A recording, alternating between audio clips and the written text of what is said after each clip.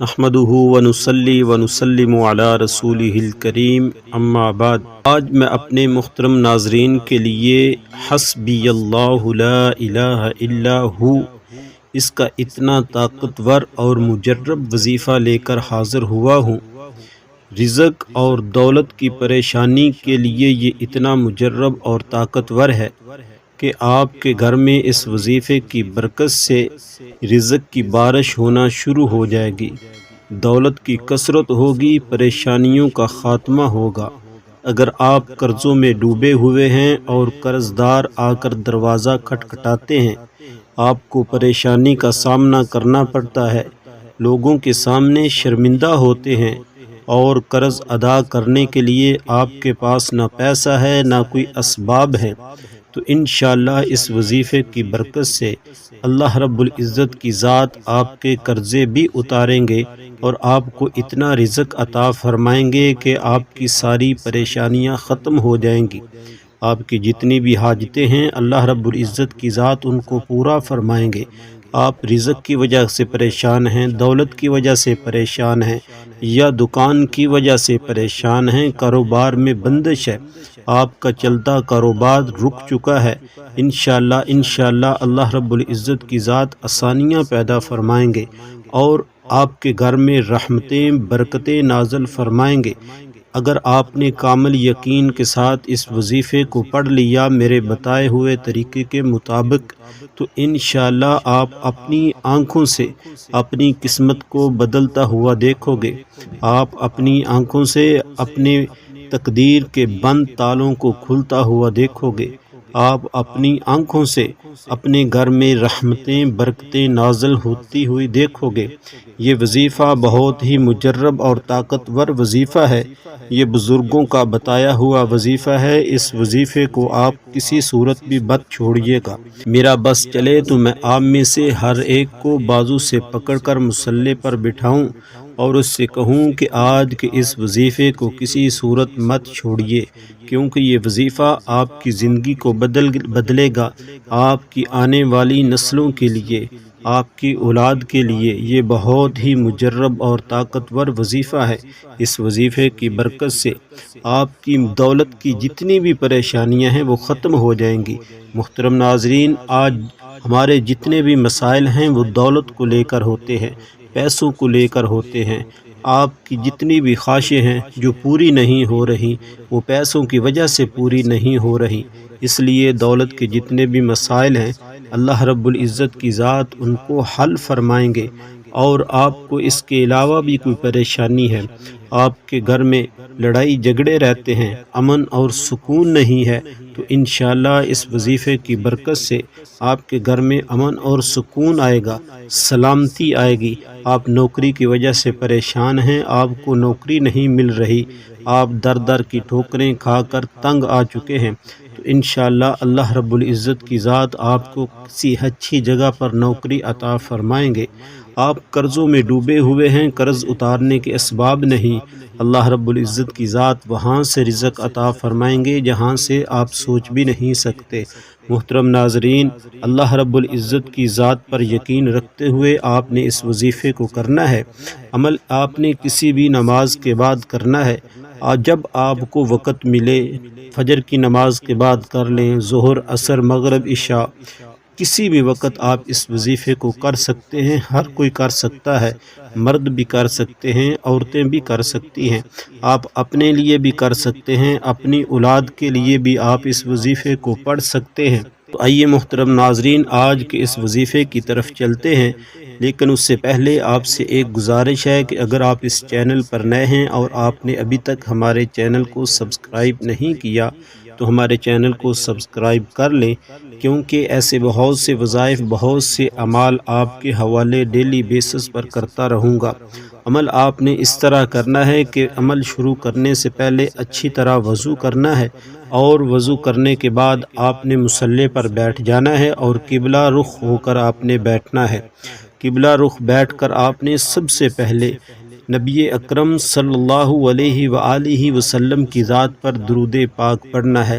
درود پاک آپ کوئی سا بھی پڑھ سکتے ہیں، لیکن میں آپ سے یہی گزارش کروں گا کہ آپ نے نماز والا درود شریف درود ابراہیمی پڑھنا ہے، کیونکہ یہ سب سے افضل درود پاک ہے۔ ایک بار ثواب کی نیت سے میرے ساتھ بھی پڑھ لیجئے۔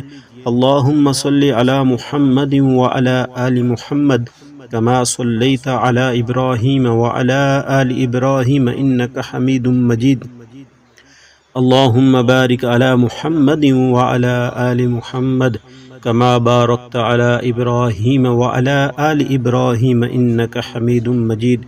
درود پاک پڑھتے ساتھ ہی آپ نے اپنے مقصد کی نیت کرنی ہے۔ ہر انسان کا مقصد الگ ہوتا ہے، ہر انسان کی حاجت الگ ہوتی ہے۔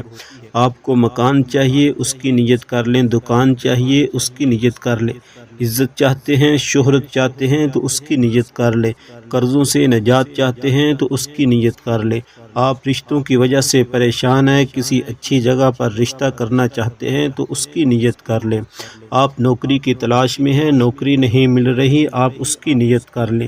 الغرض آپ کا کوئی بھی مقصد ہے، کوئی بھی حاجت ہے، آپ نے اپنے مقصد کی نیت کرتے ساتھ ہی ایک بار اعوذ باللہ من الشیطان الرجیم بسم اللہ الرحمن الرحیم پڑھ کر وظیفے کا آغاز کرنا ہے۔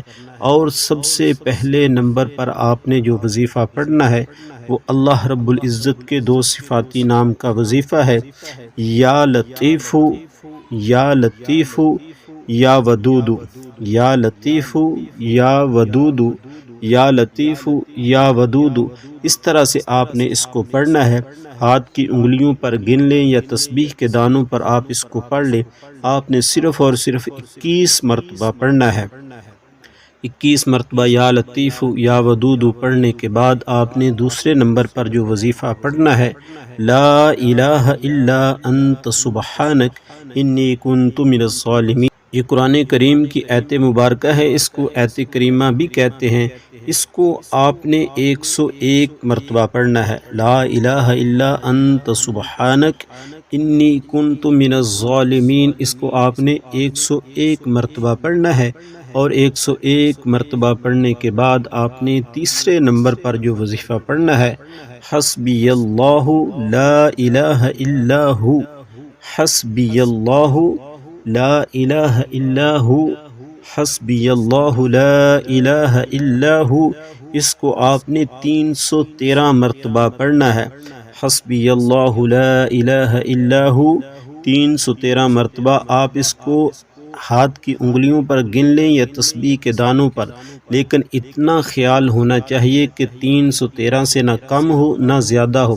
حسبی اللہ لا الہ الا ہو 313 مرتبہ پڑھنے کے بعد آپ نے آخر میں سورۃ الکوثر، قرآن کریم کی چھوٹی سی سورت ہے، ایک بار اس کی تلاوت سماعت فرما لیں۔ بسم اللہ الرحمن الرحیم انا اعطیناک الکوثر فصل لربک وانحر ان شانئک هو الابتر۔